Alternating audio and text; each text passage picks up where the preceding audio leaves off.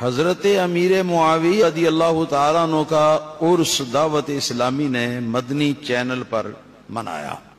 اس پر ایک معروف عالم دین نے تنقید کرتے ہوئے کہا کہ آج تک 13 صدیوں میں علماء اور فقہاء نے حضرت امیر معاویہ کے بارے میں خاموش رہنے کی تاکید کی، لیکن انہوں نے عرس شروع کر دیا ہے جو کہ غلط ہے۔ تو کیا ایسا کرنا جائز تھا؟ اور کیا بخاری مسلم نے بھی خاموشی کی تاکید فرمائی ہے حضرت امیر معاویہ رضی اللہ تعالیٰ عنہ کے حوالے سے؟ تو میں یہ عرض کرتا ہوں، سیدنا امیر معاویہ رضی اللہ تعالیٰ عنہ کی صحابیت بحمدہ تعالی صحابہ کرام کے اتفاق سے ثابت ہے، نبی پاک صلی اللہ علیہ وسلم کی احادیث سے ثابت ہے، اور جتنے فضائل قرآن و سنت میں کسی صحابی کے لیے نبی پاک صلی اللہ علیہ وسلم نے بیان فرمائے ہیں، وہ سارے فضائل اللہ تعالیٰ کے فضل و کرم سے ان کی ذات بابرکات کو حاصل ہے۔ باقی رہی یہ بات کہ ان کا عرس 13 صدیوں میں کسی نے نہیں کیا، تو یہ کیسے جائز ہے؟ میں کہتا ہوں کہ آج تک حضرت بی بی فاطمہ زہرا رضی اللہ تعالیٰ عنہ کا عرس بھی تو کسی نے نہیں کیا۔ کیوں بھائی بتاؤ، کسی نے کیا ہے؟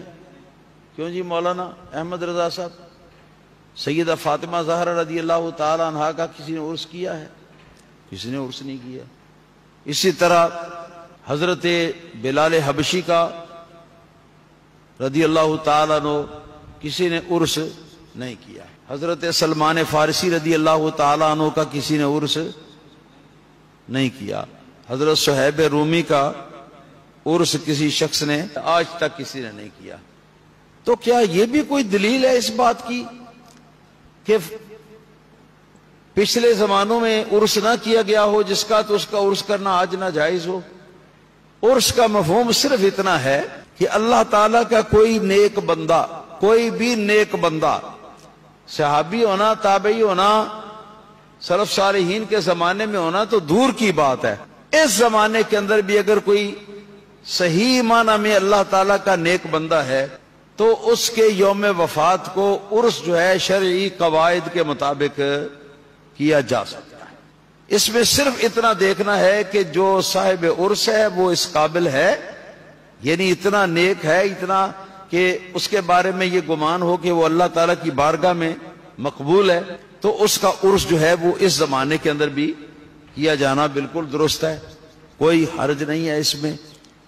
مگر یہ کہ پہلے دیکھ لیں جس کا عرس کریں وہ عرس کے قابل بھی ہو، دوسرے نمبر پر یہ بات آپ دیکھ لیں کہ جو عرس آپ کر رہے ہیں اس عرس کے اندر کوئی خلاف شرع حرکت نہ ہو۔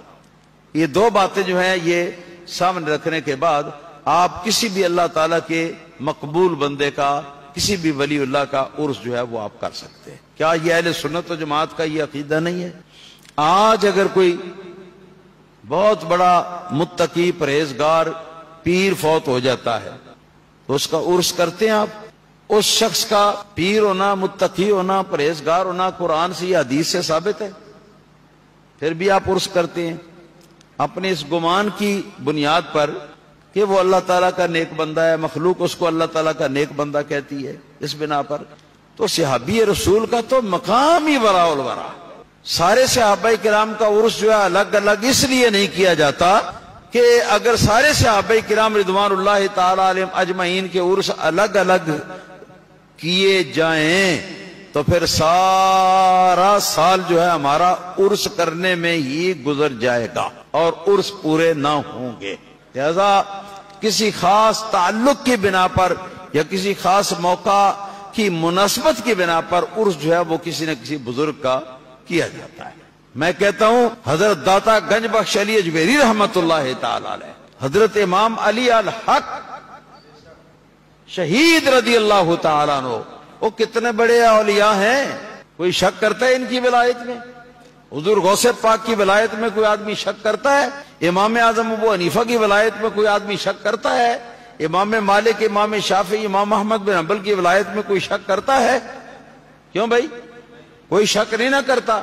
تو ہزاروں داتا صاحب جو ہیں ان کے جیسے اکٹھے کر لیے جائیں، ہزاروں امام علی الحق جیسے اکٹھے کر لیے جائیں، لاکھوں غوث پاک جیسے اکٹھے کر لیے جائیں، کروڑوں حضرت خواجہ معین الدین اجمیری رحمت اللہ تعالی علیہ کے جیسے جو ہے نا وہ جمع کر لیے جائیں، اور بے شمار ائمہ مجتہدین جو ہیں ان کے جیسے جو ہیں وہ جمع کر لیے جائیں، تو وہ سارے مل کے رسول اللہ صلی اللہ تعالی علیہ وسلم کا جو سب سے کم مرتبے والا صحابی ہے، اس صحابی کے پاؤں کی مٹی، پاؤں کے اوپر پڑنے والی مٹی جو ہے اس مٹی کے برابر بھی نہیں ہو سکتی۔ یہ اہل سنت و جماعت کا عقیدہ ہے۔ جب اہل سنت و جماعت کا یہ عقیدہ ہے تو ہزاروں اولیاء کرام، لاکھوں داتا صاحب، غوث پاک، ہاں جی، شہنشاہ نقش بند، مجدد الفسانی، حضرت شیخ حضرت خواجہ غریب نواز اور ان جیسے حضرات جو ہیں، یہ لاکھوں کروڑوں جمع ہو جائیں تو نبی پاک صلی اللہ علیہ وسلم کے ایک صحابی کے پاؤں کی خاک کے برابر نہیں ہو سکتے۔ تو جب ان سب کے عرس کیے جاتے ہیں اور اس پر روک ٹوک کوئی نہیں ہے، تو سیدنا امیر معاویہ رضی اللہ تعالیٰ عنہ کے اس کے اوپر روک ٹوک کیوں ہے؟ حالانکہ وہ رسول اللہ صلی اللہ علیہ وسلم کے جلیل القدر صحابی بھی ہیں اور نبی کریم صلی اللہ تعالی علیہ وآلہ وسلم کے جلیل القدر شاگرد بھی ہیں، اور رسول اللہ صلی اللہ علیہ وسلم کے یہاں ان کو مرتبہ جو ہے آپ کو وحی کے لکھنے کے لیے جو ہے وہ کاتب وحی مقرر بھی حضور نے کیا ہوا تھا۔ نبی کریم صلی اللہ علیہ وسلم کی وحی جو ہے اس کو بھی وہ لکھتے تھے۔ تو یہ حضرت جو ہیں کہ اتنے بڑے ہیں کہ لاکھوں کروڑوں امت کے وہ اولیاء کے جن کے آپ عرس کرتے ہیں نا، وہ سارے مل بھی جائیں تو ان کے پاؤں کے برابر نہیں ہو سکتے۔ تو جب ان سب کے عرس ہوتے ہیں تو کوئی حرج نہیں۔ تو حضرت امیر معاویہ رضی اللہ تعالیٰ عنہ کا جو اگر عرس ہو تو اس کے اوپر کون سی قباحت ہے، اس کے اوپر کون سی قیامت آ گئی ہے؟ صرف بات یہ ہے کہ جن لوگوں کو نبی کریم صلی اللہ علیہ وسلم سے کہ کچھ صحابہ کرام سے اور نبی پاک صلی اللہ علیہ وسلم کے ازواج مطہرات سے بغض ہے، وہ اس قسم کی باتیں جو ہیں وہ اپنی زبان سے وہ نکالتے ہیں۔ اصل مقصد ان کا جو ہے وہ حب علی جو ظاہر کرتے ہیں وہ نہیں ہوتا، بلکہ بغض معاویہ والا مقصد ان کا ہوتا ہے۔ حضرت سیدنا سفیان ثوری رضی اللہ تعالیٰ عنہ سے منسوب ہے کہ آپ سے کسی شخص نے یہ سوال کیا کہ خلیفہ راشد حضرت امیر المؤمنین عمر بن عبدالعزیز افضل ہیں یا امیر معاویہ افضل ہیں؟ جب یہ سوال کیا گیا تو انہوں نے فرمایا کہ سنو، امیر معاویہ جس گھوڑے کے اوپر سوار ہو کر رسول اللہ صلی اللہ تعالی علیہ وآلہ وسلم کے ساتھ جہاد میں تشریف لے گئے جی، اور وہ جو لوگوں کے زمین کے اوپر چلنے کی وجہ سے گرد و غبار اٹھتا ہے، تو جو غبار نیچے سے اٹھ کر آپ کے اس گھوڑے کے ناک کے نتنوں کے اندر جمع ہو گیا تھا۔ امیر معاویہ کے گھوڑے کے ناک کے نتنوں میں جو غبار جو ہے وہ جم گیا تھا۔ فرمانے لگے کہ وہ غبار عمر بن عبدالعزیز رضی اللہ تعالیٰ عنہ جیسے بے شمار لوگوں سے وہ غبار بھی افضل ہے۔ تم تو امیر معاویہ کے بارے میں سوال کرتے ہو۔ تو سیدنا امیر معاویہ رضی اللہ تعالیٰ عنہ آپ کے اوپر تنقید کرنا یہ رافضیوں کا شیوا ہے، ان لوگوں کا شیوا ہے جو رافضی ہیں، شیعہ ہیں، چھپے ہوئے شیعہ ہیں۔ وہ تکلیف صرف اندرونی ایک مرض ہے، اس مرض کی بنا پر وہ تکلیف ہوتی ہے، اور وہ مرض کیا ہے؟ حضرت امیر معاویہ رضی اللہ تعالیٰ عنہ صحابی رسول جو ہیں ان کے خلاف، حضرت ام المومنین عائشہ صدیقہ رضی اللہ تعالیٰ عنہ کے خلاف، عنہا کے خلاف جو بغض ان کے اندر بھرا ہوا ہے، تو وہ بغض جو ہے نا وہ اس کی وجہ ہے اس تنقید کی۔ اللہ تعالیٰ ان کو ہدایت عطا فرمائے۔ علماء فقہاء نے حضرت امیر معاویہ کے بارے میں خاموش رہنے کی تاکید کی ہے۔ یہ ایک بہت بڑا اعتراض ہے کہ علماء فقہاء نے پرانے زمانے سے امیر معاویہ رضی اللہ تعالیٰ عنہ کے بارے میں لب کشائی سے اور ان پر اعتراض کرنے سے جو روک کے رکھا ہے، اور خاموشی کا حکم دیا ہے، تو یہ اس بنا پر یہ کہتے ہیں کہ امیر معاویہ کا نام ہی نہ لو، لا حول ولا قوت الا باللہ العظیم۔ ارے وہ تو ان لوگوں کے لیے فرمایا کہ جو لوگ حضرت امیر معاویہ رضی اللہ تعالیٰ عنہ کے متعلق مطمئن نہیں ہیں، تو اس کے باوجود وہ اگر مطمئن نہیں ہے تو ان کو علماء اور فقہاء نے اور ائمہ متکلمین نے یہ اجازت نہیں دی ہے کہ اپنے منہ سے بول کر امیر معاویہ کی شان کے اندر کوئی اعتراض کرے یا کوئی بکواس بکے۔ یہ معنی ہے خاموش رہنے کا۔